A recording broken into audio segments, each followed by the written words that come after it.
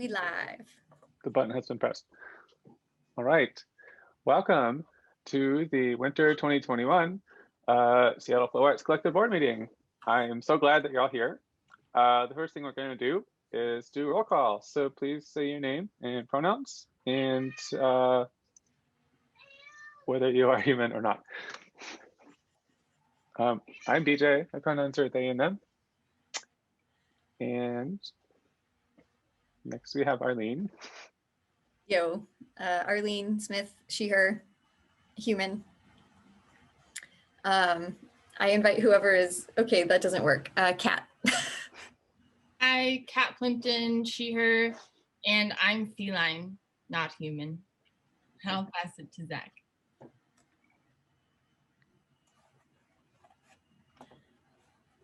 Hi, I'm Zach, he, him, and I'm mostly human.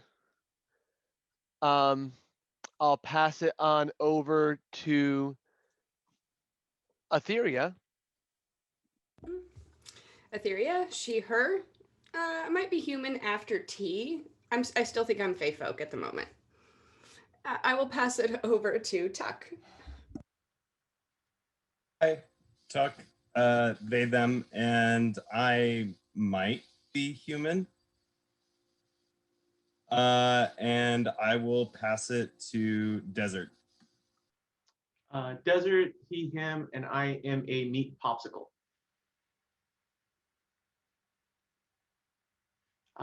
Z. He, they, them, and I will be human after I'm done with this. And I will pass it to Allison. Allison, she, they, and I feel human today.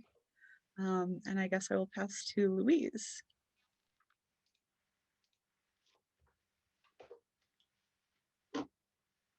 You're still muted. Still muted. Oh, I see. Cool. Can you hear me now? Oh yeah, there we go. Oh, okay. I have to figure out there's a little difference. Louise, she, her, and I am human after all. And who else do we have here? Scory. Scory. Hi, friends. I think this is circle time, rectangular shape time, polygon shape time. I'm Corey. I'm a few minutes late, sorry. But he, him pronouns are good, and I'm happy to be here. It's good to see all of your faces. I am coming in now, maybe? Maybe. There we are. There. And was I all last? Right. No? Okay. You're last. That's everyone. I'm glad you're all here. Our next order, oh yeah, I like the emoji. Our next order of business is to approve this agenda that I'm staring at. So we need a motion to do such a thing. So moved. I'll second. All right, the motion carries. We're looking at the approved agenda. So You need all in favor, say aye. oh, I always forget this stuff so early. All in favor, say aye. Aye. Aye. Aye. Okay, there we go. Okay. All opposed? There All we right. go. Don't hear any nays. So little spiel for me first, and then we're gonna get into the details. Oh my gosh, SFAC has been around for 1 year. Seattle Flow Arts Collective was founded January 2nd, 2020, auspicious year to start. And the past year has gone from a Trello board full of ideas and grants and stuff to like an actual arts organization that's fledgling but growing. Despite COVID, we've been able to do a ton of stuff in the past year. Lots of progress in making our community more sustainable and inviting more people in, making it more accessible. And even in the virtual times, we're doing the thing, right? Like Flow Shop runs every week. We haven't stopped. I'm so proud that we're still doing the thing. At the start of 2021, we're here, we're busy at work, making plans for what to do, like after COVID. Who knows when that will be? but there's still a ton of stuff to do. I'm super grateful for all the hardworking board members, volunteers, instructors, and artists who make all this possible. And special thanks to Arlene, my amazing co-founder, without whom none of this would have been possible, like for real. My intention for 2021 is to continue doing our work and share the flow arts locally with more people. People I don't know. That would be great. We have lots of ideas for how to share the flow, outreach events, classes, performances, and more. So now we need to do the hard work of developing and running these programs while choosing them also. So I invite everyone to share your ideas and energy and talents as we ramp up this year, and just do more volunteering, more outreach, and just more fun. This year's going to be fun. I guarantee it. End of spiel. The next thing we need to do, which is not as fun, is to approve the board meeting minutes from last time. So if you look in the agenda, there's a link to those. And thank you, Kat, for putting those together as well. So can I have a motion to approve? Motion. Second. All in favor, say aye. Aye. I. All right, the motion carries. We have adopted the board meeting minutes from last time. Our next thing to do, which is the last kind of boring thing, is we need to actually adopt the schedule for this year. So last year, Seattle Flow Arts Collective had 4 board meetings, one every quarter basically. And we're doing too much for only 4 board meetings. So we decided to do 6 this year. So this is the first one. And the remaining 5 are March 20, May 15, July 10, October 4, and November 20. Those are all Saturdays, 10 a.m. Pacific. And now I just need a motion, and then I can make calendar events. And this time I'll put the Zoom link in because, it's awkward this morning. All right, can I have a motion to go on? Motion. I'll second. All in favor, say aye. I. Aye. All right. You signed up for 5 more board meetings. Congratulations. Arlene? Yep.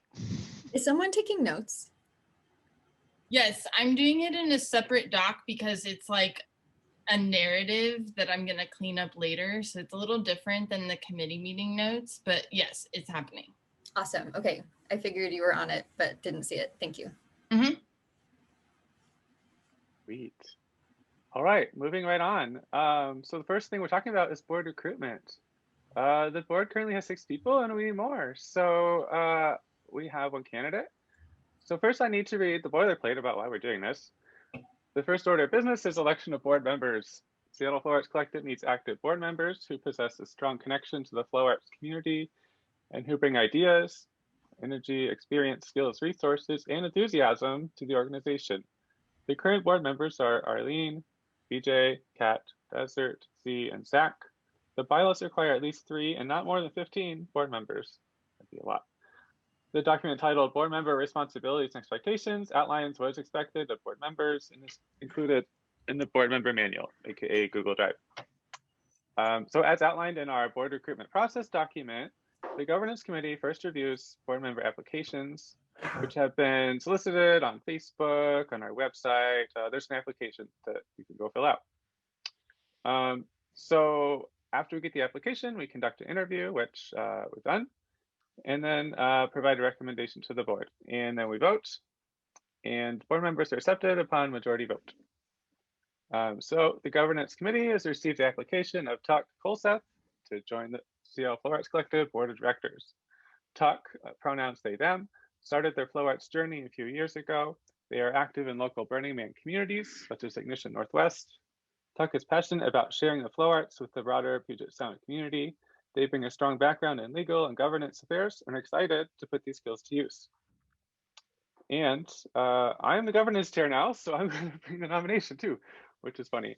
So after reviewing the application and interview results, the governance committee unanimously recommends Tuck for a position on the Seattle Flow Arts Collective Board of Directors.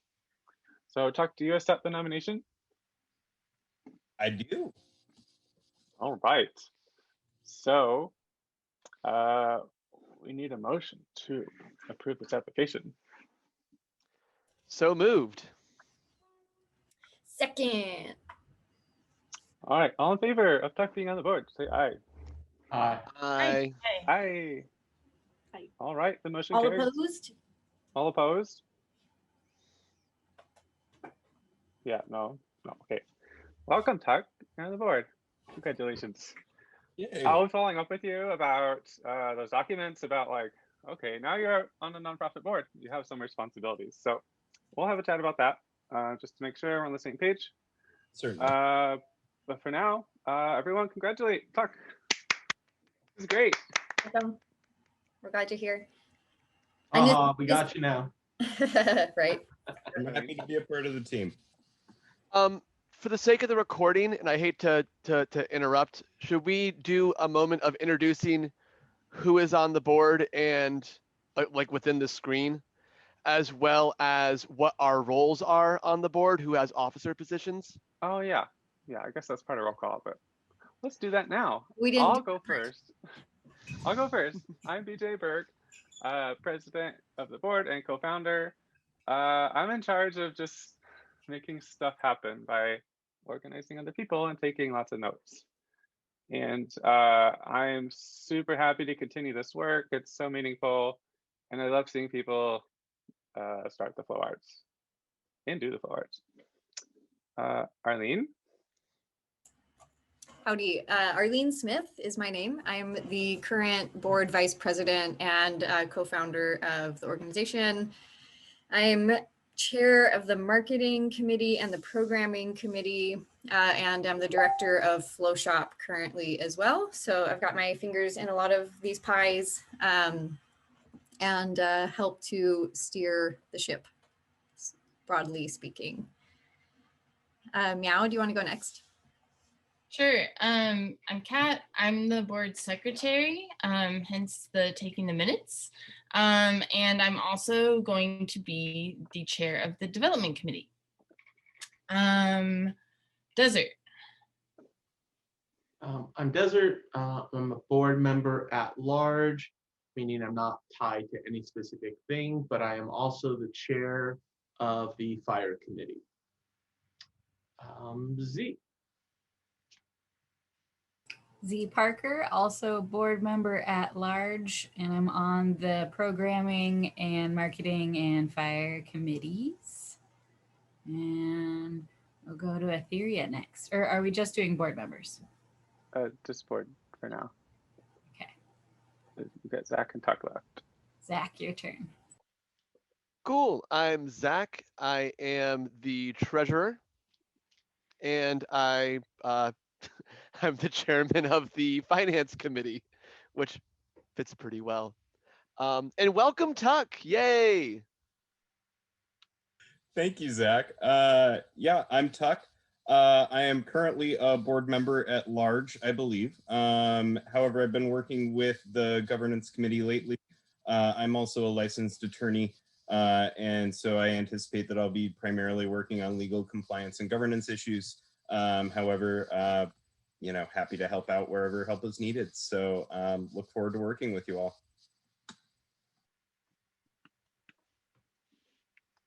All right. So maybe community members can introduce themselves as well. Etheria? Etheria, I'm part of the fire committee currently, and dabbled a little bit in the marketing committee. We'll see how the timing of that plays out. Passing over to Louise. I am Louise. I did work with the disappearing task force over the summer in helping to create a code of conduct for SFAC. More recently have been doing work with the fire committee, and it looks like there's a possibility that I'll be doing some work with the program committee moving forward too. And who's next? Allison?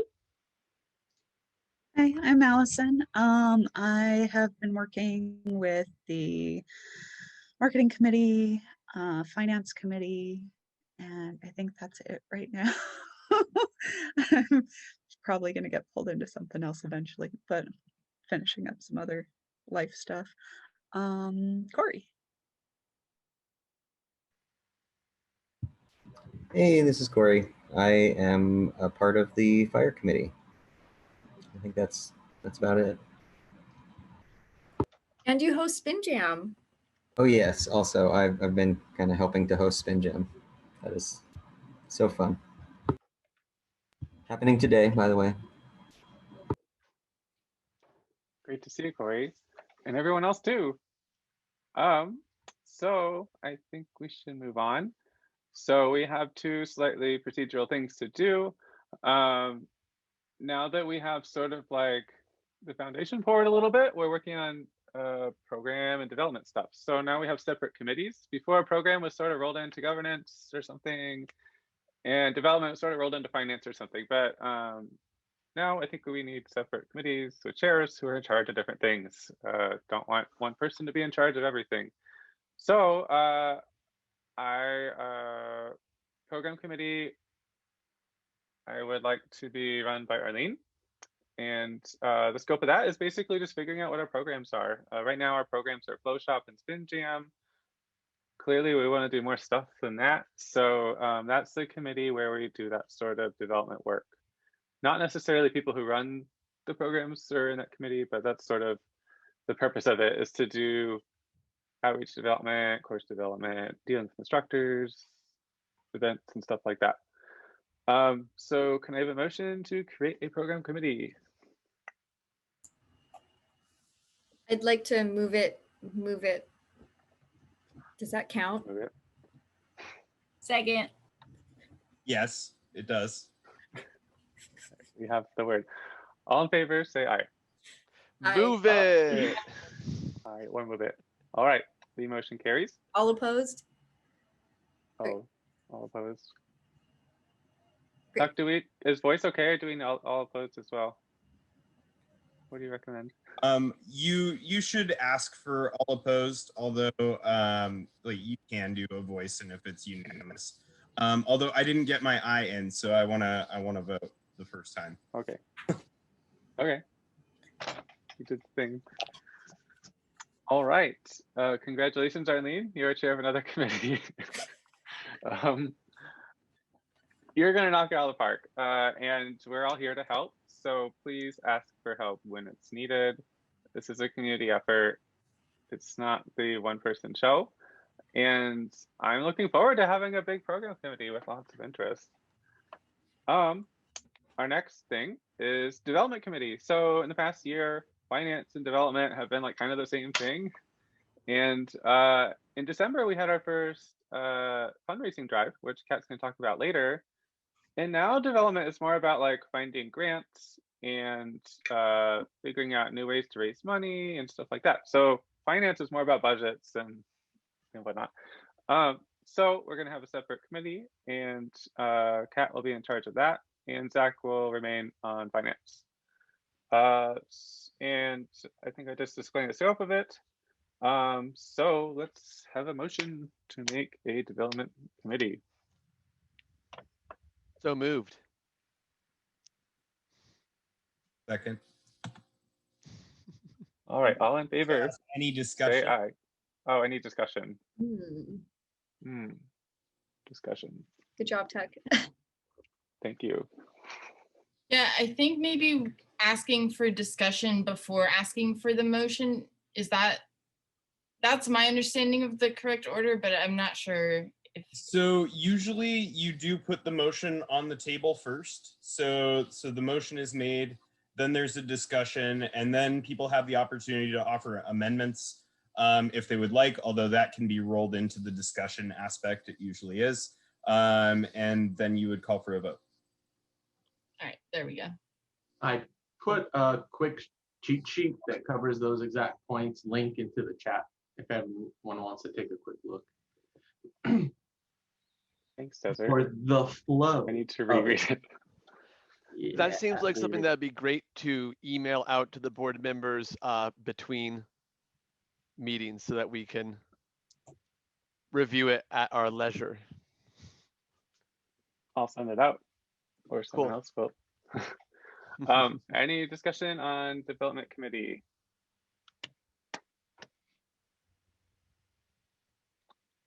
All right.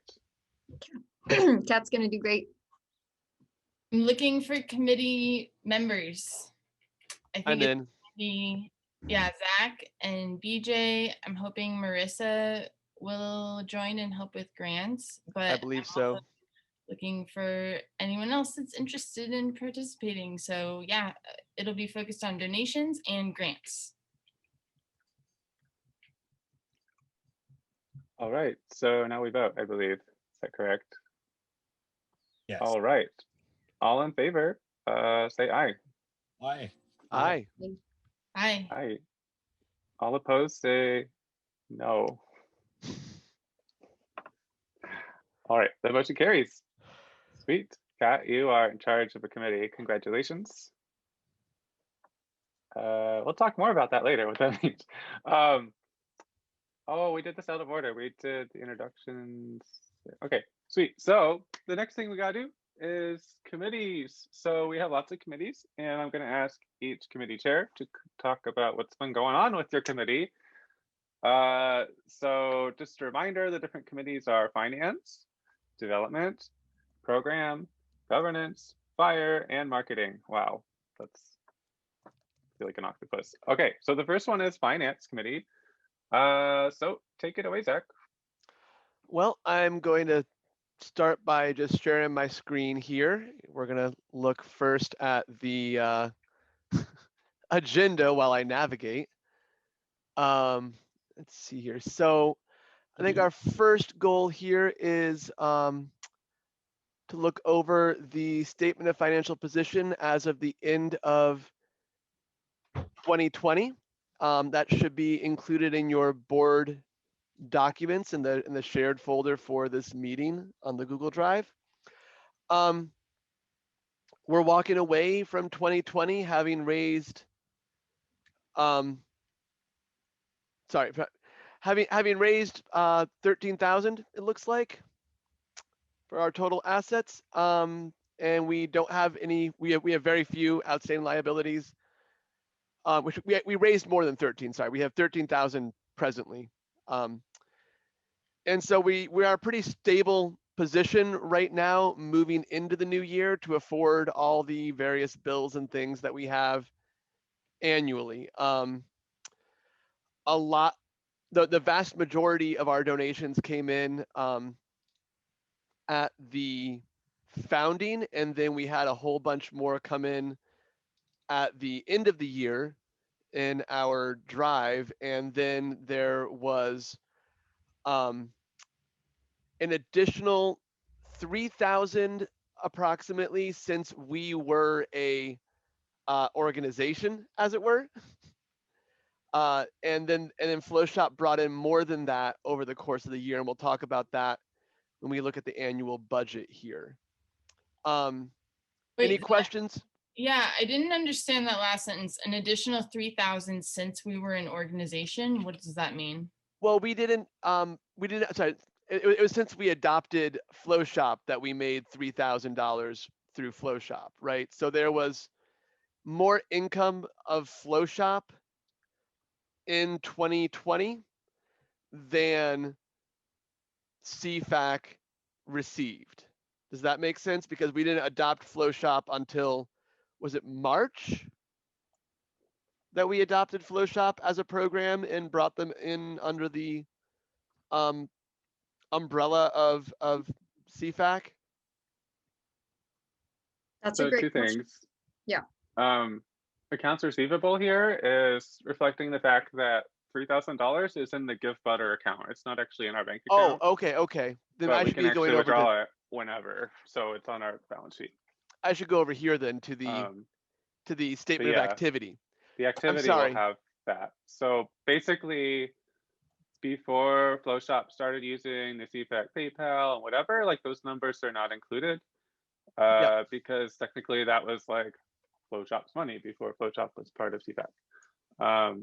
So the revenue here reflects post coming to SFAC time period, which is, what was it, May or June or something? I don't remember. Was it May or it's June? In the minutes. Either way, moving over to statement of activity, this is the one I should have been on for that. My apologies. You can see we got 20,000 and change in direct contributions. And we also brought in, since FlowShop was adopted, $2,000 and change from FlowShop. $10 posted from SpinJam revenue. And that'll be relevant when we move on to looking at the proposed budget for 2021. But we brought in a good chunk of change. We also obviously had some very real expenses, including marketing and insurance. And so we spent just under 10,000. So we're walking away from 2020 with 13,000 in the bank, which is a good position to be in, because it means that as we continue to fundraise and get more contributions and run our programming, we have a buffer to spend out of to maintain our organization and some of our other. Is there a reason there's a black dot suddenly? Is that just me? I also see it and also don't understand it. Hold on, I'm going to stop sharing. That got rid of the black dot. Why did that happen? Oh, we had 2 people join, so it might be a bug when they join. I don't know. Yeah, maybe. That's fair. Well, here we are. No more black dot. I hope this isn't some sort of like Treasure Island kind of moment here. And yeah, so this is kind of, when you look over our statement of activity, it's where we spent money this year as well as where we raised it from. And so are there any questions on that part? How about that? So talking about expenses, we just pretty much used what we spent this year, because we're anticipating that most of the year is probably going to be spent under COVID restriction. And so we're couching a lot of our bets in that, with that assumption, and also giving ourselves some buffers in expenditures so that things can cost more, because sometimes they do in a lot of cases. And so the only thing that might be new to some folks is we included a stipend to pay a executive director for 10 hours a week at $20 an hour for February through December. With state insurance and taxes, that will come out to being just under $10,000, which means that our net revenue anticipated for the year is around 8,000. But when we scroll up again, remember that that is based off of us getting higher FlowShop revenue, higher SpinJam revenue, maintaining strong contributions, finding 5K in grants, and doing 1,500 in sales. So this is something we want to do. We want to implement this cost, but to do it, we need to be aggressive in our fundraising to be able to maintain that. And my suggestion on the hiring process is, one, we're going to need to have a disappearing committee do that process. And two, that we hire with the stipulation that in 6 months or so, we review our fundraising and we review momentum that we think might lead us to having higher fundraising to assess if we can continue to afford the cost. But with that, that is the budget for 2021. Does anybody have any additional questions? Yeah, so I have a question. Is that as a part-time employee then? I figured that when we talked about it with Arlene, we decided that part-time employee would be the way to go. And the idea at this stage is that we need to make sure we define what the roles of the position are specifically enough that we aren't then having Arlene do other things that are in the job description without getting paid for those hours. so that Arlene can still volunteer non-duty things Yep. with us, Yeah. as Totally. long as those things are not included in the duties. Though I would like to see, I don't know if this is the proper time for it. Do we have it later on in the minutes or the Have meeting agenda? another item to talk about this more. So Great. Let's stop focus here on then. the budget And side of it. yeah, let's stop here then. And Any other questions? any other questions about it? Desert. So back on the Excel sheet you're looking at, and I noticed it's also in the PDF. It has gross profit, and I'm just wondering, is that boilerplate language that's being used? I don't know. I just kind of, my eyes went to profit immediately as a nonprofit organization. That made me go, how does that make sense if someone was to just read it? Is there a word we can use besides profit? Yeah, gross revenue gross over revenue. expenses. Sorry. Yeah, gross revenue. Yeah. Yep. Great. Perfect. Any other questions? Then I move to approve our 2021 budget. Second. All in favor, say aye. I I Aye. didn't catch who seconded. I seconded. It's Arlene. Okay, thank you. All against, say no. All right. I believe the motion carries. We have a budget. Step one is done. Great. All right. So Zach, are there any more finance committee things we should talk about? No, that's pretty much what the finance committee has been up to recently. For anybody interested in getting involved with the finance committee, we're the folks who sit there and kind of hold the purse strings for all the things that happen. So if you want to be the person who is the brakes on all the excitement, like hit me up and join the finance committee. We also generally have not had to be the brakes on anything. We just get to be like, sweet, do the thing. And then life goes on. So, you know, that's that's more of what happens. But yeah, if you'd like to be part of the finance committee, get a hold of me. Yeah, my email's on the website. Awesome. Thanks, Zach. And thank you for being committee chair. That's like actual work, right? Like you're staring at quick spreadsheets and stuff. It's what I do for my I'm so glad someone job. else is doing this too. Because, you know, many hands make light work. So our True next facts. committee is development committee. So take it away, Kat.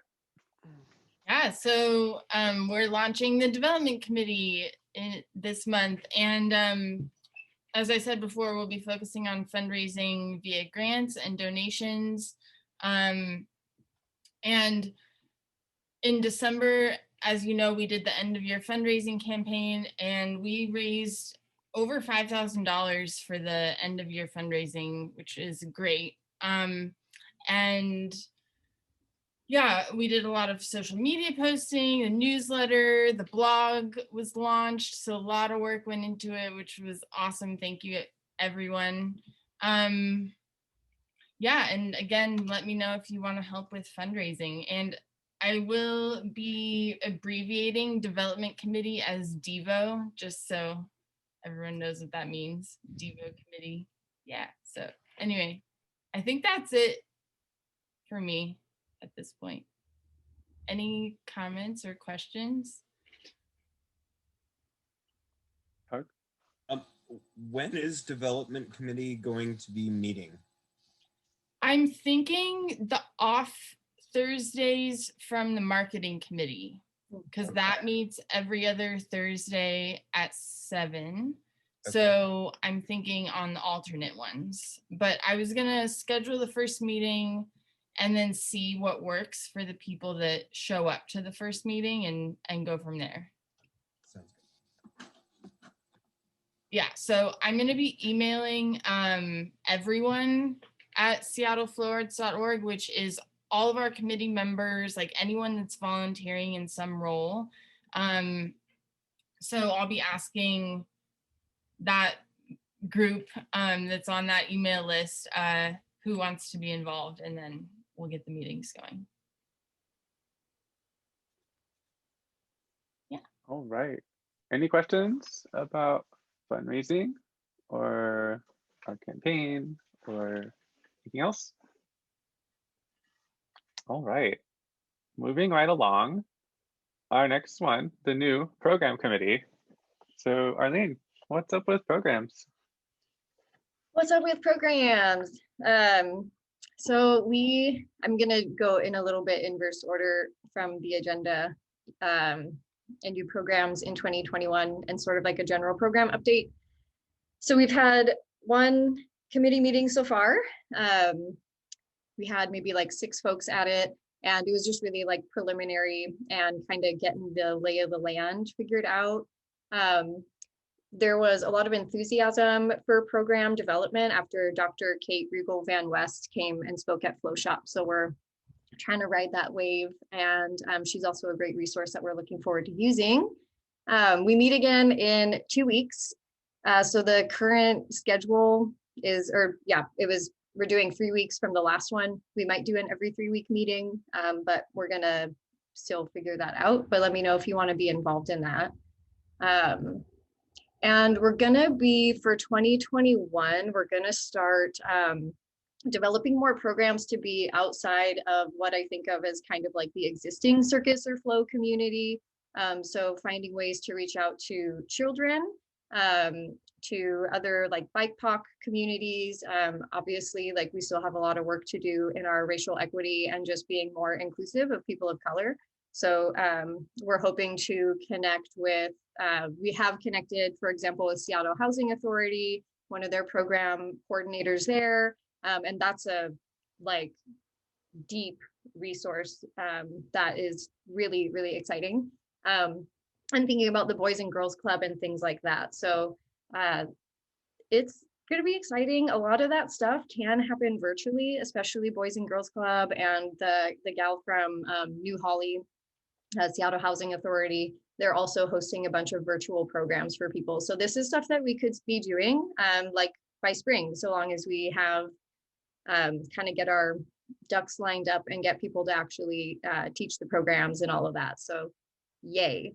Another potential thing that would be considered for this year is developing programs for older adults as well, which I think would also be awesome. Ideally, we could mash all of that together in the future. But yeah, I'm kind of wanting to like go slow and make sure that we're doing things that are going to put our best face forward rather than try to, develop a million programs that are all kind of half-baked. So yeah, it's great. And there's also, this is kind of program related. Desert, I think we need to have a convo about how this works, but the community fire jam is also being worked on by the fire committee. Yeah, I'll let Desert talk more about that when we get to that report, but that's also in the works. Flow Shop. Oh, sorry, any questions about general program stuff? BJ. So what's the outlook for more just like regular classes and intro to hoops and stuff like that? Is that COVID dependent, or have we thought about that? So like the options are limitless, and we need people to develop the programs and people to teach them. So right now we don't have people to teach all of that. So it's definitely like on the agenda. I'd like to expand what we're doing overall. But yeah, it also is dependent on community involvement. Mm-hmm. All right. So if you're out there, come get involved.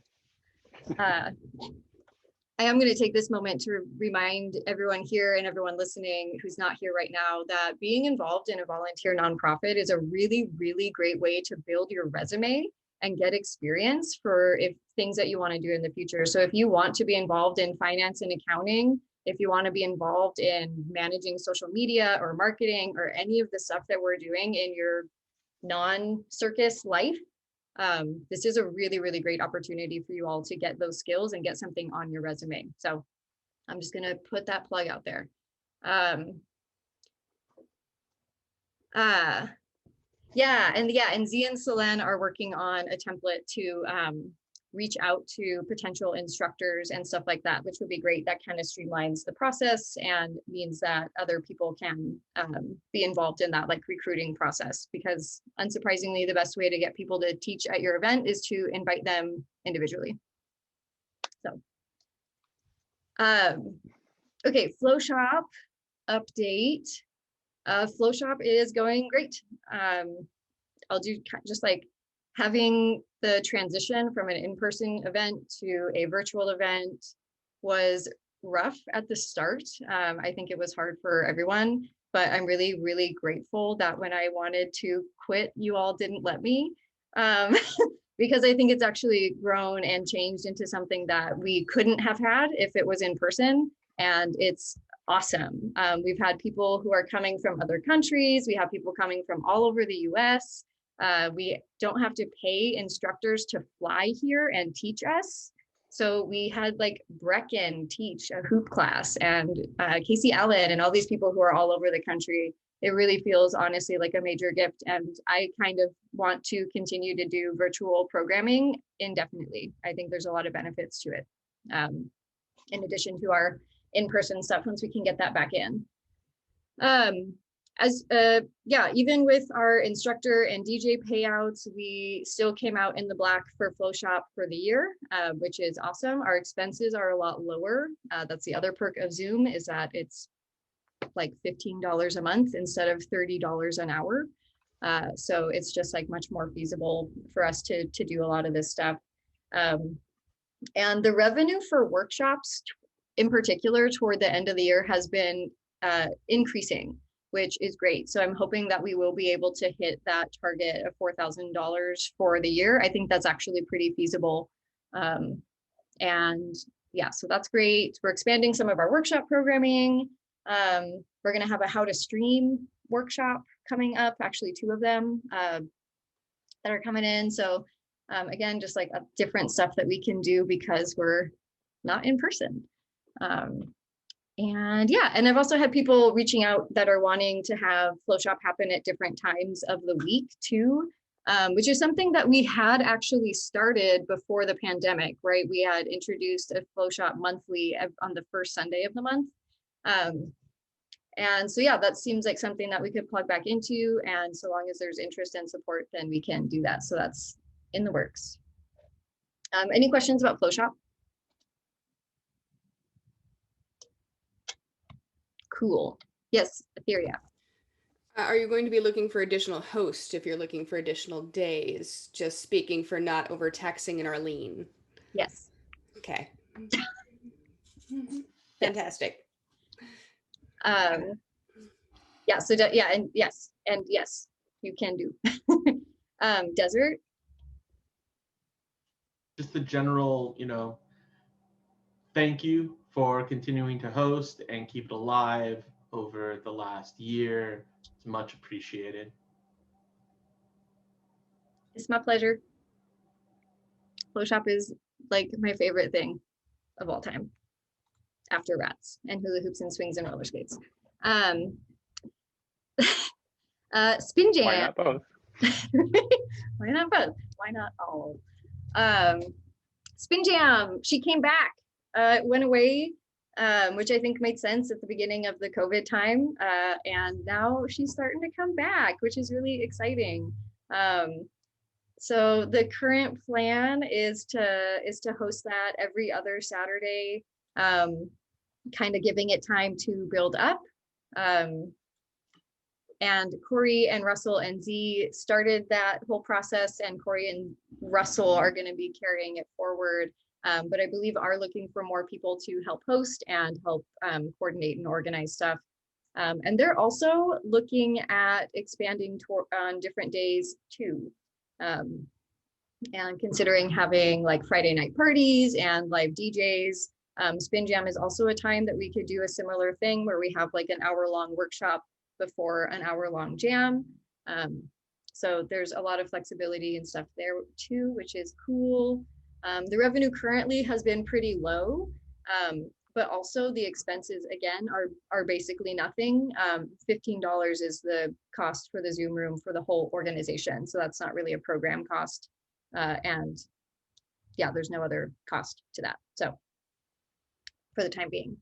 Obviously, if we're having DJs and instructors and stuff, we'll want to pay them. But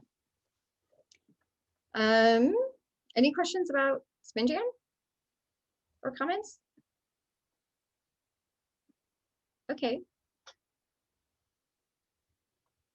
Okay, great. I think those are the program updates. Yeah, stay tuned.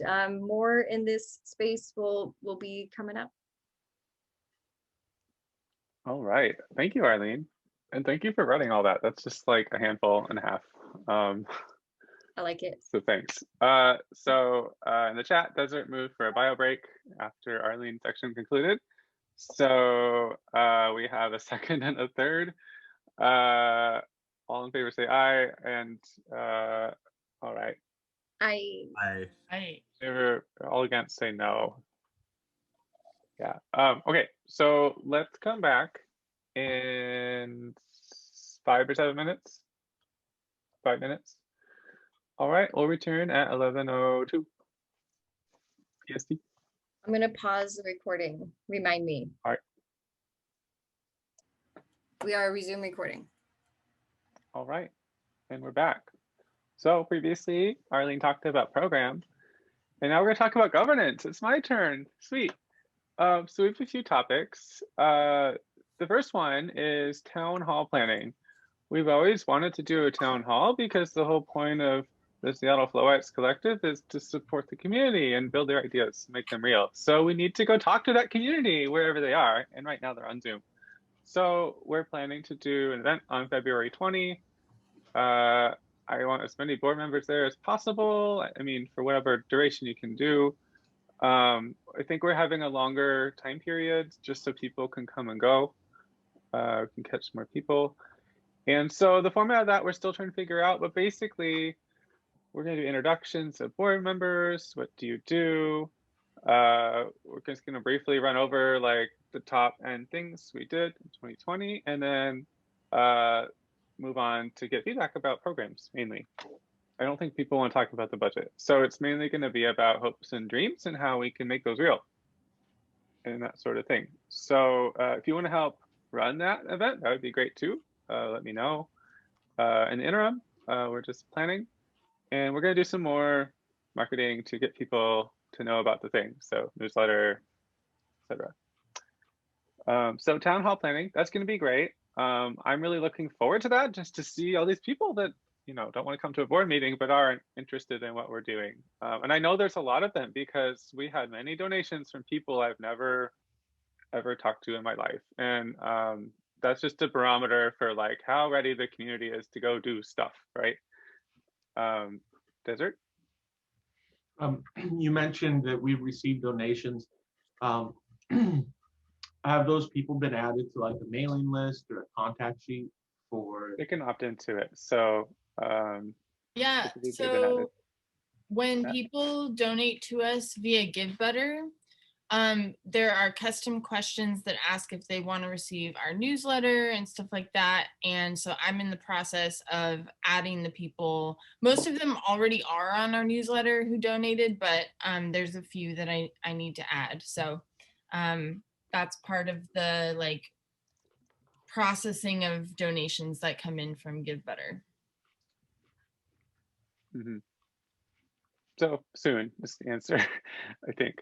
And overall, the newsletter is, slowly growing, which is great. So anyway, let's talk about town hall planning. Afterwards, we're going to have a big pile of brainstorms and notes, and we need to do something with that. Part of that's going to go to program committee or to other committees. But also this year, I would like to start a strategic planning process so we can figure out like what are our priorities in achieving the mission and how we're going to get there. obviously, because of COVID, there's a large amount of uncertainties. So at this point, we're not going to start that process. But I think after town hall would be a great point to start getting people involved in that and meeting. Some of you may remember Rebecca Lane, who was here for our first board meeting a year ago in Desert's living room. And she talked quite a bit about how to run nonprofits and how to be a board member. And I met with her recently, and she's interested in helping to facilitate that strategic planning process, which is amazing because she's been in nonprofits for decades and knows almost everything there is to know. So I'm really looking forward to that process once it's a little warmer outside and we have lots of ideas to sift through. And I'll put out a call to see who's interested in that at that time. The next comment. questions, right? Yeah. Can we, for the town hall Zoom, turn on registration? So yeah, like, it would be that sort of a thing. Yeah, so Sure. that way we collect information ahead of time about who's planning to join. They can still register like once it starts and then get the link via email and like join the meeting, but you can set it up so, you know, you can approve the people that register, and also would just give us a sense of like how many people are, you know, planning to attend ahead of time. Like, I think that would be really useful to know. So if Arlene or anyone needs help setting that up in Zoom, just let me know. I'm also planning to record that and post it online and hopefully take minutes of some sort. What inspired me to do this at all is Chicago Full Moon Jam Foundation did the same thing last year, and we learned a lot just by watching their town hall go on and what they're doing. And that was a great way for people completely removed from the org to just see what's going on. And a lot of people saw their meeting and took note. And I think a lot of people are watching to see what we do as well. So definitely want to make that a public sort of thing. Any other questions, comments about town hall? Desert? You know, we've proposed that we do this in February, and it's already the end of January, and we really want to give people as much, you know, notice ahead of time as we can. Do we have a scheduled announcement for when that's going to be yet? Wednesday. Great. Yep, it was strategic around other announcements and other things going on.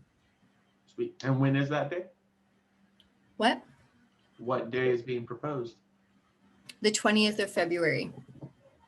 That's what we've been discussing internally. And I sent an email to everyone on the email list this week, proposing that as the date. So if that doesn't work for you, let me know. But I would like to just give the community a proposed date and then ask them about the time of day that's best rather than all of that.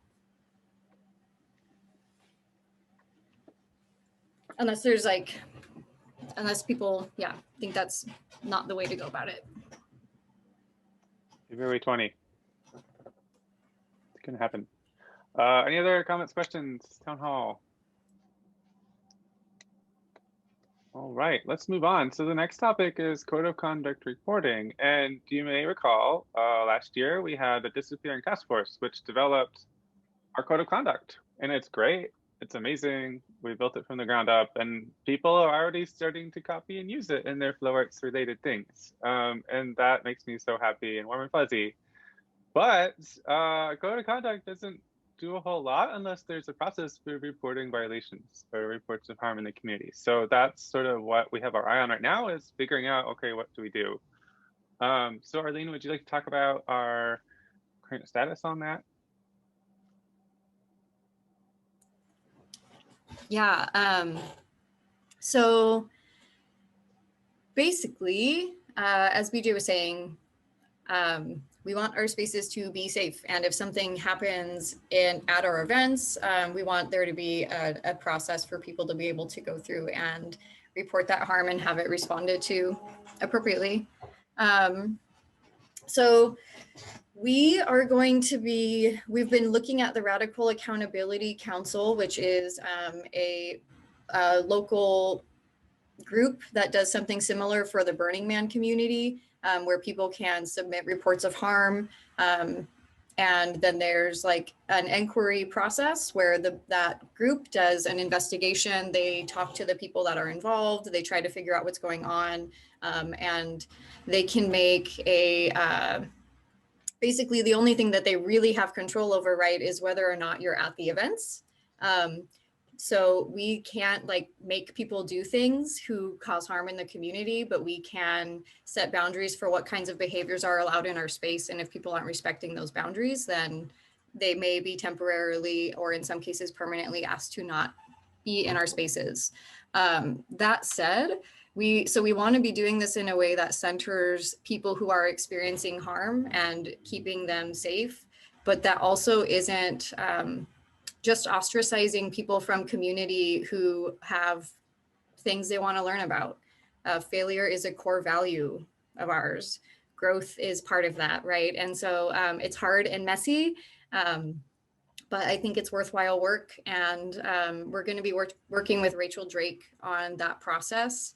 And coming up starting in the next like few weeks even, Rachel is going to be teaching a super extensive deep dive into consent work and how to write policies and procedures for an entity like this.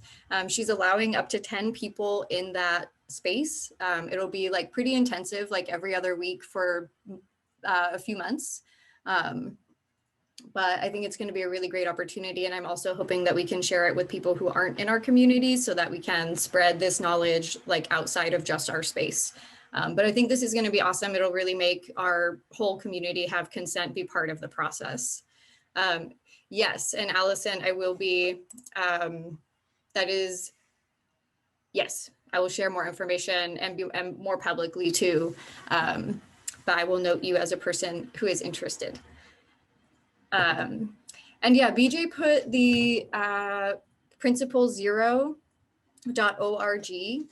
is the website for the Radical Accountability Council, which is a great place to just check out and get an idea of how they do things. The Consent Academy is also a really great resource for that. And also I'd encourage people to look at the Flow Arts Institute's Consent Culture Initiative. So those are kind of the spaces that we're looking at for learning these things. And it's going to be dope. I'm very excited. Other questions about that? Cool. I see you, Z. Desert. Has the process for reporting, been utilized? Is it functional? Has it actually had a run yet? Sort of, yes. Actually, yeah, there was a report of harm that came into me from the community that I took a report on and worked with that person and with Rachel. Ideally, that kind of work would not fall on one person, on me in the way that it did. So the system won't be set up that way. But we got, someone got in before we had it all finished yet. So that's what happened. That issue is considered resolved. And I can't really say anything about it. Yeah, so that'll obviously be a key feature of this, is that everything that happens within that space is confidential, and that will include being confidential from the board, unless there are board members that are accused of harm. Etheria. What criteria are we looking at for the people who are going to be part of that board? And are we looking at having people, quite frankly, on the board who might be more community adjacent, or that are more experts in dealing with this, thus making them possibly more community adjacent? Or is it just purely in a community? Like, what's the thought process of who's going to be reviewing these cases? Yes. Yes. So yeah, the people that, it's kind of an interesting process. The way that the Radical Accountability Council does it is that they have the first group that they formed was an internally formed one. And now when they add new people to it, they have a pretty extensive public vetting application and vetting process. And ideally, we would have kind of a mix of people who have some sort of expertise and who are connected in the community. We want a mix of genders. We want a mix of ethnicities and race, so that there's a broad representation for people to feel like they see themselves in this space and that it's a safe space for them to report to.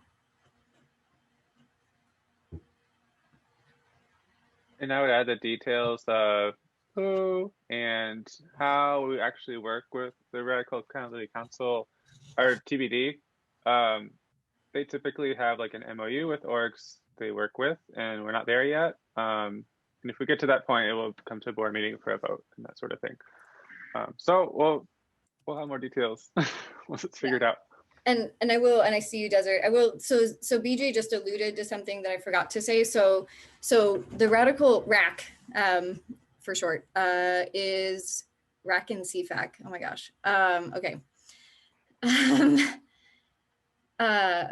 So we want to. I think it would be cool to have our own internal process for this. But RAC is also an entity. We can subscribe to RAC, so that if there are reports of harm happening with someone in the Burning Man community and they decide that they are not able to attend events for some set period of time, or like whatever the agreements are that they come to with that council, then there's basically like a little symbol that we would put on our events that would let people know that if they've like had a report of harm that's been completed and they have someone that they're trying to not be around, they like can know just by looking at that person won't be at that event. Does that make sense? Okay, yeah, it's like a flag system, and there are different colors and intensities of what that looks like. Desert. So while understanding and respecting the anonymity that is needed in that process, I would like the board to be informed if a complaint at least has been made, so that there's organizational awareness that such a thing is going on, because I do not want to get blindsided if someone was to contact, a board member directly and we have no idea that is even occurring. Right. Yeah, it's an interesting balance. Yeah, we can. So the way that I spoke to Mark Adolph, who is one of the lead people for RAC, and what he described was that we are completely transparent about how we do things and completely opaque about what we're doing, which I thought was a really nice way of putting that.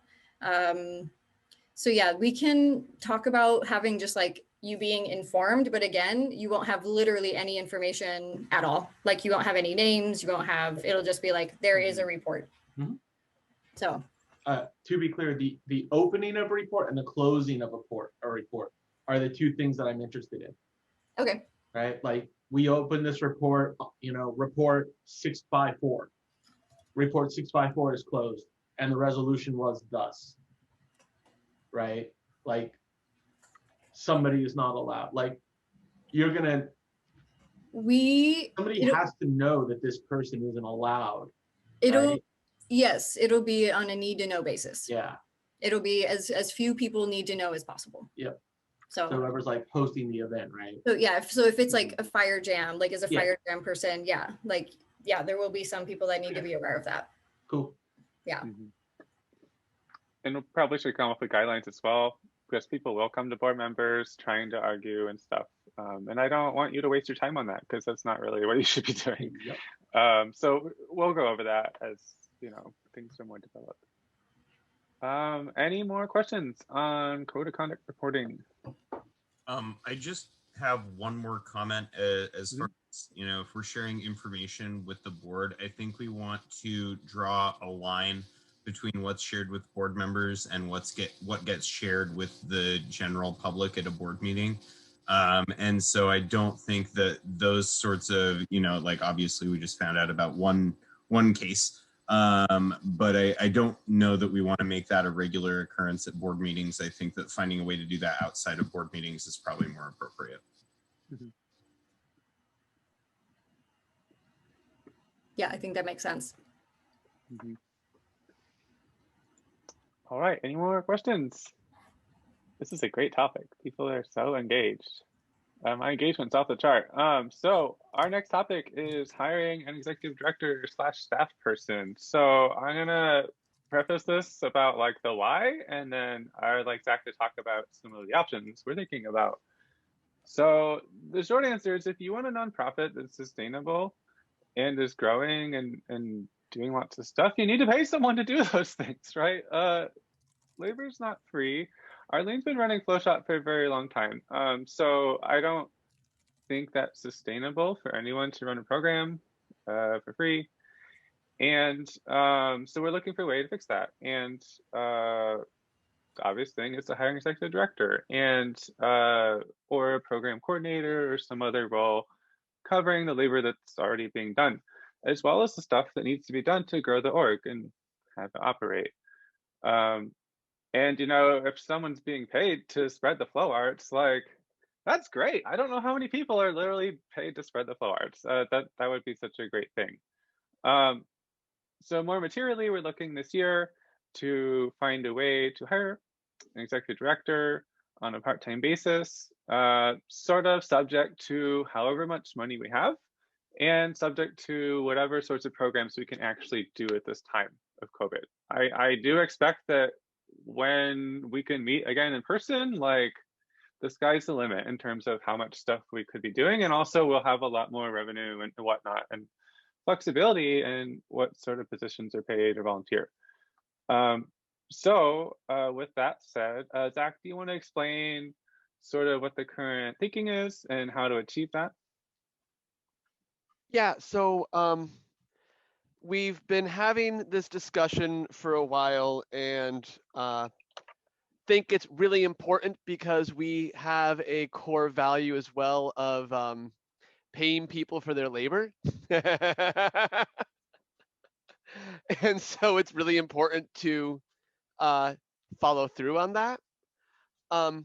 We've been looking at structures that are possible to do that in, be it a part-time employee with a carefully defined job description, or in the format of a stipended volunteer. Both of those have their advantages and disadvantages. When we put together a list of, I put together a list of cost options, and I don't know if we even really need to share that per se, but essentially I broke down the costs for a certain number of hours at an acceptable rate. And essentially what we broke down is what we want to aim for is this number that I came up with derived from the 10 hours a week, $20 an hour kind of rate. And as a part-time employee rather than as a stipended volunteer, because the stipended volunteer has some, I feel uncomfortable with it, even though I know that there's a structure for it. Tuck? It's legal, but it's complicated. I mean, you have somebody who's a volunteer for purposes of state everything, but then for federal purposes, they're an employee and you're paying payroll tax for them. Yeah. Because you're giving them more than like $250, and according to the IRS, if you're paying somebody more than $250, they're an employee, even if they're technically a volunteer for a nonprofit. They don't really care. Yep. So the end result though is that the overhead ends up being about the same either way too. And so at that point, unless you're really trying to get like full-time labor, like unless you're really trying to underpay the person, basically, it doesn't make a lot of sense to choose the stipend method over the hourly method. And so I totally see where you're coming from, Zach. Yeah, and fundamentally, we don't want to set up a structure by which we consistently vastly underpay our director, right? And I mean, that's And so we can, and so what we can do is we can structure it in a way in which we've defined what the task is, what the job description is, and there are still some of the things that might be involved with committee meetings or whatever else that is outside of that. And that's what we need to decide in another disappearing committee, I think, to address writing that job description. And I'm not sure a whole lot else more besides we think it's really important to do this. We think that having a paid employee, even for a limited number of hours, is going to increase that longevity of that person. And we think that we want to get this rolling as soon as possible because it's, important and stuff. So yeah, beyond that, I'm not sure what else we have to throw out there. I would hope that Tuck would be willing to serve on that disappearing committee with me because Tuck has some good experience around that stuff, or at least knows how to navigate the language better than I do. Yeah, employment law is a big part of my job. So it's something I'm comfortable with. Great. Happy to help. And I would hope that we could get Arlene's involvement so that there's a clear idea of what tasks are being done, so that we can also draw the lines in a way that ends up being fair and equitable and reasonable. And other people are welcome to join that process if they'd like to be a part of that shebang.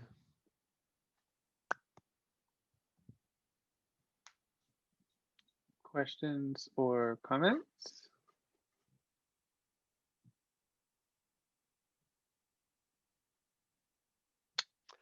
Do we need to do a board vote to form a disappearing committee, or to agree that this is a goal that we want to pursue? I would like that, yeah. Okay. Well, then, should we make a motion to have the committee form, or to? I think that somebody would want to move to authorize Zach and Tuck to move forward with the creation of a disappearing committee to hire an executive director for SFAC. Is that seconded? Starting with the well, since it's us, I don't know that we should be the ones making that motion. Fair. So if someone else wants to say so moved, then all right. And seconded. Great. Excellent. All right. Any discussion? Here. I would expect by next board meeting we have like a concrete thing to vote on. Just in terms of disappearing task force needs like an exit criteria / product. So I think that is sort of the outcome is we are able to hire someone. I would like to, and actually hiring would like need a separate vote, is my understanding. So yes, it would, I believe. Okay. So to conduct a hiring process for an executive director and bring a candidate before the committee by the next board meeting. So that would be the amendment to the motion. I like this amendment. Okay. How do we actually tack it on? Is that all what right. you say? So now all in favor of the amendment to the motion, say aye. Aye. Aye. Aye. All opposed? Hearing none, the amendment passes. Okay. Any discussion on the motion as amended?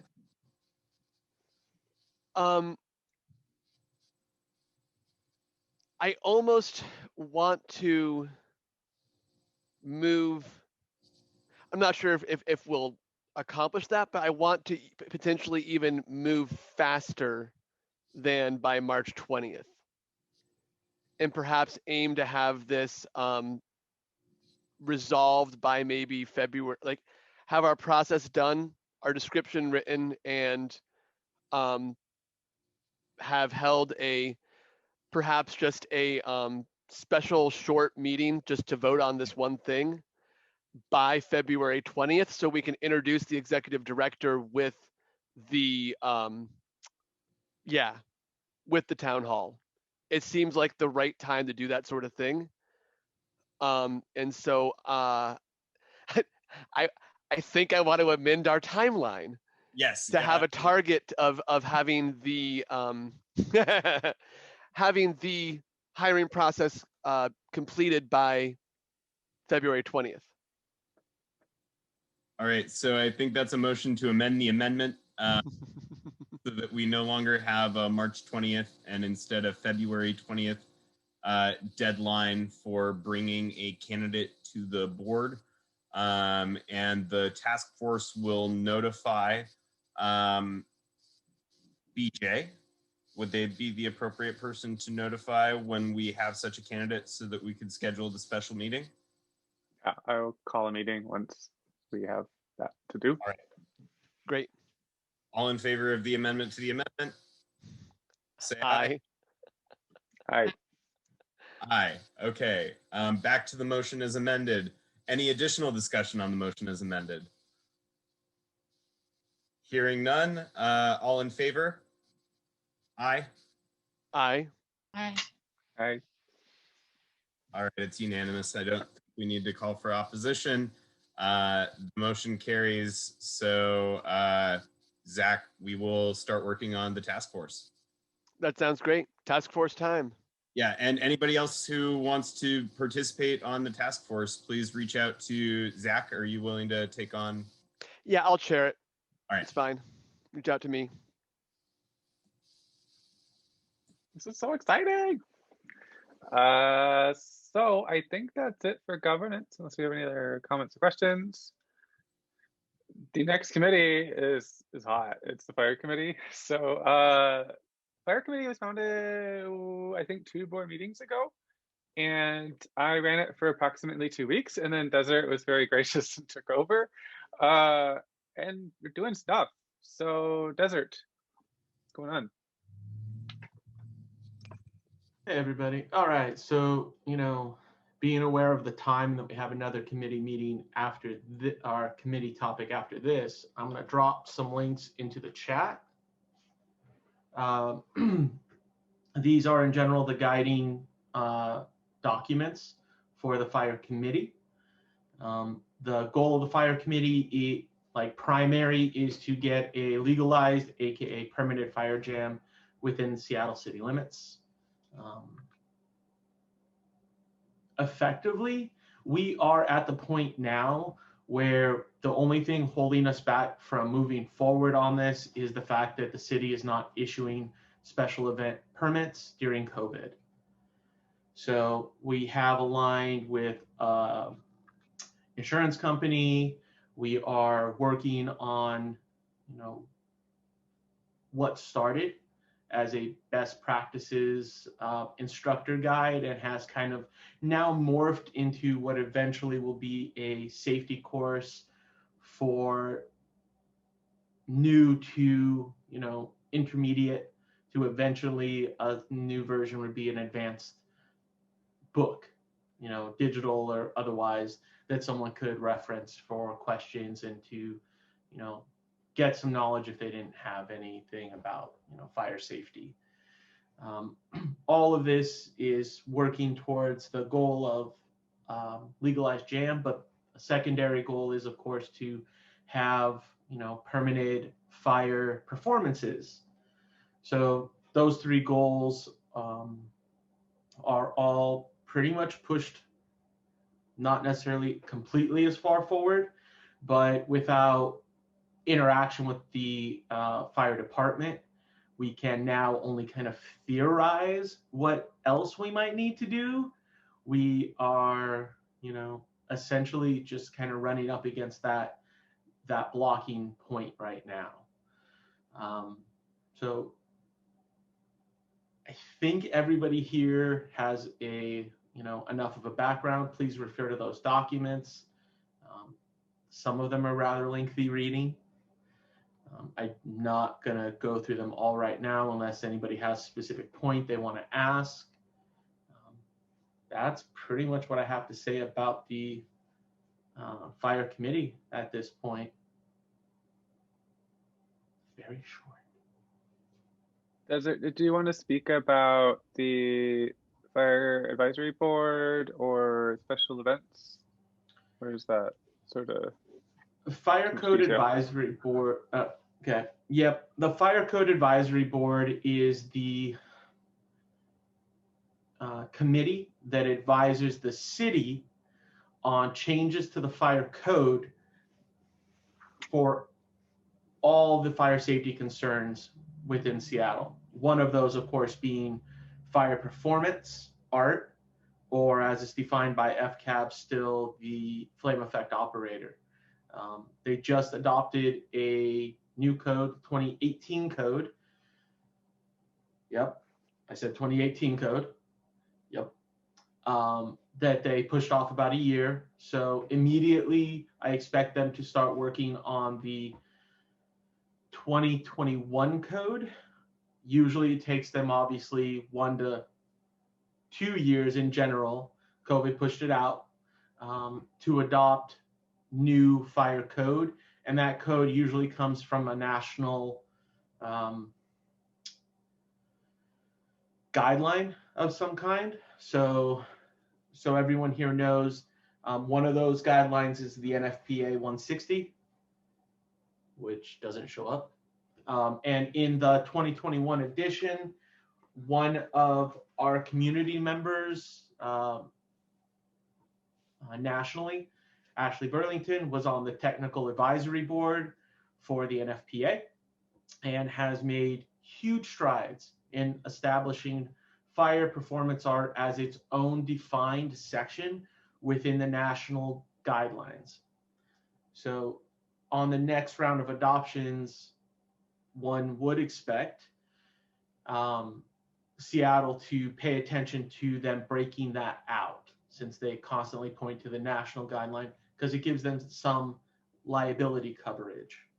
Okay, Luis has been great in finding out when those meetings, the last meeting was, and getting in contact with them, and is still in contact with Ken, who's kind of, I think, chairing or at least handling, scheduling, and hosting of that board. So, Luis, do you have any points you want to specifically mention in brief about the FCAB? Sure, yeah. So you're correct. Ken is the committee chair. He's actually the program manager for Seattle Fire Department, leading the code development. So a pretty critical person, and just in terms of helping to lead the process and how they go about defining, and going back to what you were mentioning about the NFPA 160, they definitely lean pretty heavily on that. So we are in the process of working with Ken to find a good time to bring some folks from the fire committee to just have an initial conversation with him. He seems like a really good person to start developing a relationship with relative to that, to his role in helping kind of drive that process forward. And then there's also, and actually the reason I was even led to Ken in the first place was because Desert brought to our attention that there are and continue to be I believe there's still 2 open board positions for community members to join. I had an initial conversation. I was actually able to get on the, well, not on the phone, but prior to the last meeting where they approved the 2018 fire code, 2018. He mentioned, we got into a small conversation briefly where I mentioned why I was there and kind of my interest. And he actually, the first thing he asked was if I was interested in joining the board in one of those roles. And then it came up that I don't live within the Seattle city limits. So something for us to consider as we move forward with that is he did mention that while it was not a blocker to apply for the board, that those open board seats, that because they are approved, they actually have to be approved by the mayor, by the city of Seattle mayor. So in this case, it would be Durkin right now. Interestingly, I thought about this afterward, and I used to work for her sister, so that could be interesting to think about too. But they have been holding those seats open with a preference for folks who are residing within the city of Seattle limits. So some things for us to think about as we move through this process to try and determine what is the value, because so much of what they talked about in that meeting was things about fire code that are very outside of what we do, you know, tunnels and distances between exits and such. So, yep. So things for us to think about as we move through this, and who would be the most optimal person or persons to move forward if we want to do that. Thank you, Louise. Yep. Just a clarification on one of those points. It was Etheria who found the open positions and told me. So I want to recognize, thank you, Etheria, for, you know, crawling on that and providing that. Any other questions about the fire committee? All right. Having no questions, then I would hand it back to BJ. Thank you, Desert. And thank you for taking charge of fire committee. It's going to be so awesome. And I'm glad we have someone who knows far more about fire than I do in charge. I just like things. I don't do other stuff. So our last committee update is marketing. We've been doing a lot of marketing. So Arlene, please elaborate. We've been doing a lot of marketing, but this update will be brief. We're on social media. It's great. I'm looking at my notes on this other screen. We're finding some rhythm, but consistency is hard. Ideally, we'd be posting twice a week unique content on each of our accounts, which is FlowShop, SFAC, Facebook, and then FlowShop Instagram. And that's kind of hard to do. We're sort of developing. There is a small team that is helping me with social media, open to more people. And we're figuring out kind of like a rhythm for how to do the work in a way that's shared. This is sort of a situation where there's so much of this information that lives in my brain that like it's hard to delegate. So that's like been part of the process, is figuring out how to like create a system that other people can actually plug into and make this happen. So I'm reminding everyone again that this is a great way to build your resume by helping with our social media. And social media is also a really, really important, like marketing is it. You can have the coolest product on the planet, and if nobody knows about it, you will sell zero. You have to have marketing. So this is like a really, really important place, really cool way to like learn about how this stuff works. I am not an expert, but I have done it for a while and took an online class. So I am our expert for the time being, but hopefully that changes in the future. I would really love to have someone who like knows what they're doing in this space. A little bit about physical marketing. We got business cards, which is great. So there are business cards for board members, but then also just like a general, like this is our mission statement. This is SFAC. So that's really cool. They're beautiful. Designed by Ariana. Oh, yeah, if you can, both of you have like your fake screen on, so it doesn't work. And I don't know where mine is. Oh, I do. Ariana is, oh, there they are. Okay, yeah, good job. That's it. It's upside down, desert, but yeah, that's the card. They're really pretty and they feel nice. So yeah, I'd like to get those into like people's hands. And yeah, that's like the start of our physical marketing. Because ideally a way that we could reach people would be to just like go out in spaces and do our thing and then just give people a card. when they talk to us. That's like a really great way to do this.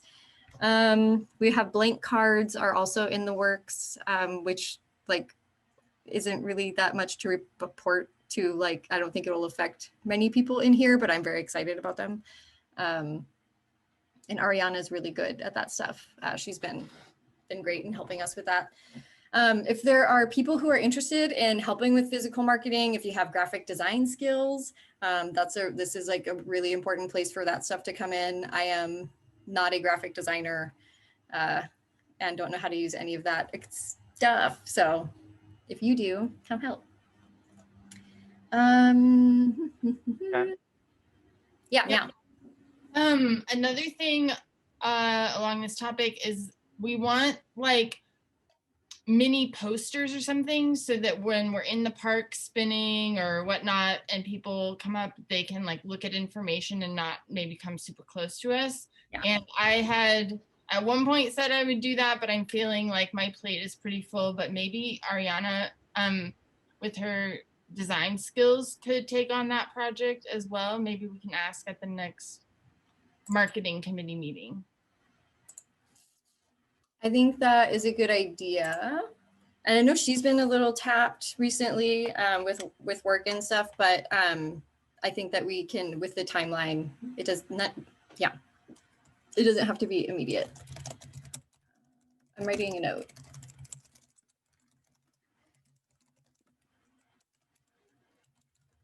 Okay. I'm writing a note with typos. Yeah, and that's kind of, yeah, the marketing is a billion-headed beast. So there's really a lot that is here. We launched the blog. That's kind of part of marketing, I think. And so we're really looking for people who can help contribute to that. BJ has a plan coming up for a post that they want to make. But if there's anything that you think would be interesting to put on a blog, like literally anything, it can be as short as like 2 paragraphs and as long as like a couple pages worth of text. It's super flexible. I literally don't care what the posts are about, so long as they're relevant to the community and like not mean, obviously within our values. So yeah, that's kind of a short marketing thing. I don't know, are there other like questions about marketing stuff? I was just going to provide some more context on the blog. This is how people who don't live in Seattle are going to see our org and know what we're doing. So I personally intend to write about like, hey, this workshop is coming up.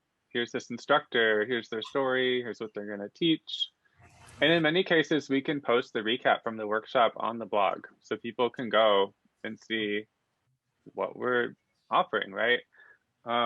So for me, it's marketing, but it's also sort of building the knowledge of the community of like, how do you run these events? What's going on? What happened in 2020? What happened in 2021? And just making this more of a community hub. I don't want to write all the content, but I want other people to get to it. And I think that's a lot of the role of our website is to connect people to information, whether it's code of conduct or events or whatever. So I'm super stoked about that. And just marketing in general, like it's just so important.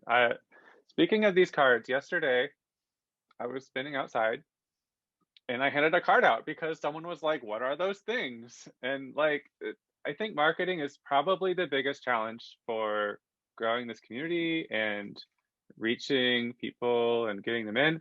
People just have no idea. And I'm really excited to come up with new ways of marketing flow arts and telling people about it. It's definitely not a solved problem. If you've ever tried to explain poi to someone, you know what I'm talking about. It's still a little tricky. So anyway, I'm super excited about that. Any other comments, questions about marketing? Nobody. Well, I got a this quick is one. Sorry. Oh, Zach, go for it. Are we actively using Seattle Flow Arts Collective as a hashtag or SFAC as a hashtag on content that's not being produced just by SFAC? So are people who are involved with SFAC, either as board members or as community members, using hashtag CFAC or hashtag Seattle Flow Arts Collective on content they produce and or willing to, because the more it gets used, the further out it gets and the more traction it can gain. And then if it's getting used, then more of the world sees it and blah, blah, blah. Algorithms. Algorithms. Our best friends, the owls. The owls. Algorithms. Oh, that's way better. I like algorithms. Wow. We should change that. I agree. Gosh, everything would be better if it were run by owls. Anyway, I use it. But yeah, that's it. Yeah, and I think people are use Flowshop as a hashtag and tag Flowshop. Facebook doesn't really do hashtags. Facebook hashtagging isn't really a thing. And we have an account for CFAC on Instagram, but it is not active. So we just we snagged the name, but we're not actually using it because currently we just because we're not keeping up with our social media currently. So, and part of that too is that we're not having events. And so we don't have photos. I've been using the same photos for 2 years for everything. And to be honest, it's challenging. So yeah, I'm down for that. I think that's part of the social media team is figuring out ways to have hashtags that send people to us and coming up with, what is it? Yeah, so Z, we have a CFAC Instagram one that already, but we don't have it active because we don't have enough stuff to put on it, basically. So, I brought it up specifically in the context of, as we talk about a lot of these things like building marketing and social media presence and fundraising and all these different pieces, it's not incumbent just on the CFAC account to make those things happen. It's on us to promote, the donation link, and on us to try and promote the whole thing through our own stuff. Click that you're going to events so that they have more presence, so that they get seen by more people, even if you're reading a book. Yeah. I do think there's lots of ways to encourage that. Instagram, contests and follow alongs are super popular. So once we have the bandwidth to run those sorts of things, I think it would be a great thing to do. And it also could tie into workshops but we need the people to do that stuff is the main issue, I think. Yeah. Flowshop photo competition from a previous Flowshop where you got a photo of yourself at. That'd be a good competition. I like that. Anyway, yeah. Cool. Right, copy. This is also, yeah, no, you're great. This is also just a kind of general announcement. If people have things that you want to put on social media, the best way to do that would be to write your post and then send it to me. And I will help manage I'll work with you to make it edited and get it out into the places that it needs to go and at the right time, because there's also we don't want to be promoting too many things at the same time, because it ends up being noise and not shared on Facebook or not seen. So yeah, if there's something you want on social media, hit me up. All right. Any other marketing thoughts? If you have lots of marketing thoughts, I encourage you to come to the committee meetings. I think the next one is on Thursday. Yes. So we'll see you there. So the last thing here is just we have a general topic. If anyone wants to make any announcements of upcoming events or other comments before we adjourn. Kat. I just wanted to talk a little bit about diversity, equity, and inclusion, and make sure that we're really thinking about that and incorporating it as much as we can into all of our work, and also ask which committee is kind of like the lead on that now. It was sort of living in the governance committee, but like now that program committee is happening, maybe that's where the intention can be, you know, the most prominent. I'm not sure. So that's my question, I guess. So to answer that, I think governance should be in charge of policies which promote or codify that we are doing this work. The actual choosing, like, how do we embody that in the programs is clearly like program stuff. So if we need a statement or a policy about our commitment to being inclusive and that sort of thing, that's the thing people do. That would be a governance sort of thing. And that's been on the back burner for a long time because we're kind of all virtual. But I do think that's going to be important. One, because funders look at it, but also like morally, I think this is the right thing to do. And it's important to make this a safe space for everyone. Yeah, I definitely think it would be great to have a statement and then also make sure that it doesn't live on the shelf once it's completed. So yeah, Thank you for bringing it up. I'll note in the minutes that the governance committee will put that on their to-do list. But then also program committee is going to be living out those principles as well. Okay, thank you. All right, Desert? Yeah, so I wanted to say, you know, to everybody here, if you have, you know, contacts within the city that, or your extended network does, that might be involved within, you know, the legalization of fire permitting for SFAC, or within the Parks Department, please send those contacts my way. We are trying to collect those. And the only other comment I had was to say thank you for everyone for showing up and attending, and appreciate your time.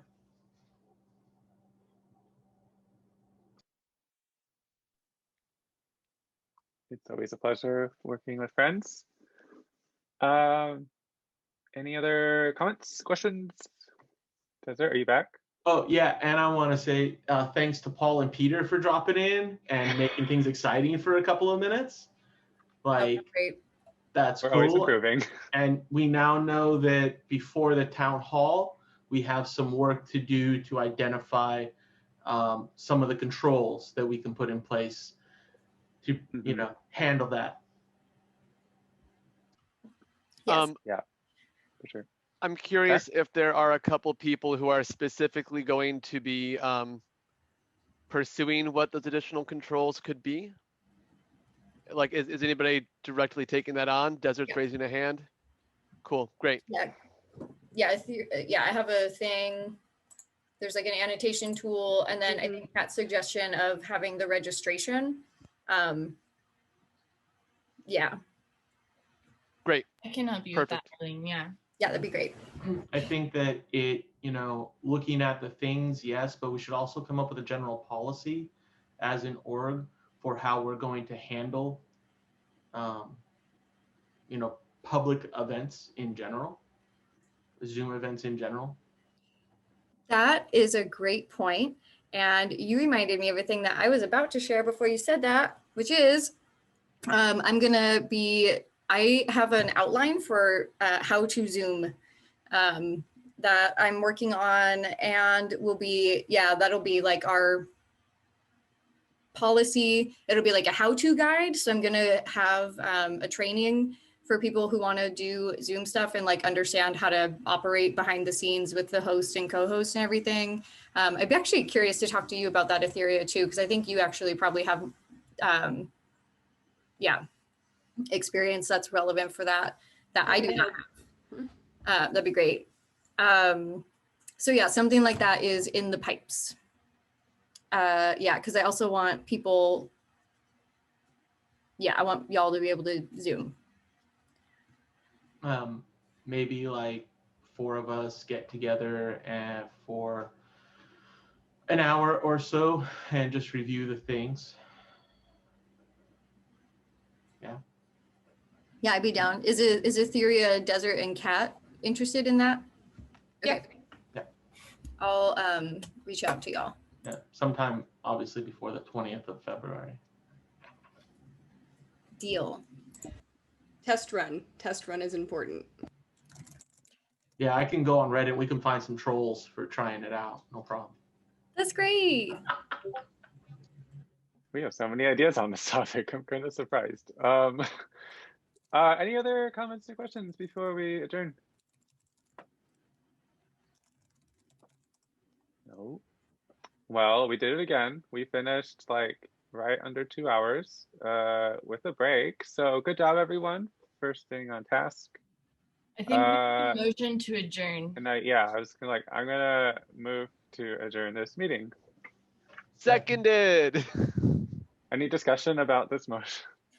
Oh wait, we need a second. Then okay. I'm gonna get it someday, For the right? motion to adjourn, you can skip the discussion on. There are a couple where it's okay to bypass the full Robert's Rules of Order. So yeah. I'd like to amend the discussion, the movement to adjourn with that we do it swiftly. Okay. I'd like to move to amend the amendment very swiftly. All in favor Any of more this discussion amendment on to the amendment? amendments? Oh my God, second. All right. All in favor of the amendment to the amendment, say aye. Aye. Aye. Aye. Those against say no really quickly. All right. The motion is to adjourn very quickly. All in favor say aye. Aye. Aye. All in favor. All right. I believe the motion carries. Thank you all for being here, helping to run this organization. It really is about the people. If y'all weren't here, it would just be like some random tax account, okay? Please get involved. Please ask questions. hello@seattleflowarts.org. That's our general purpose email address, but of course you can reach out to us individually. And if you're Seattle area, I have some extra cards you can hand out to people. If you're in this room, I'm pretty sure that like you're not just gonna throw them away. So let me know and I can get you some. And I'm gonna stop recording now.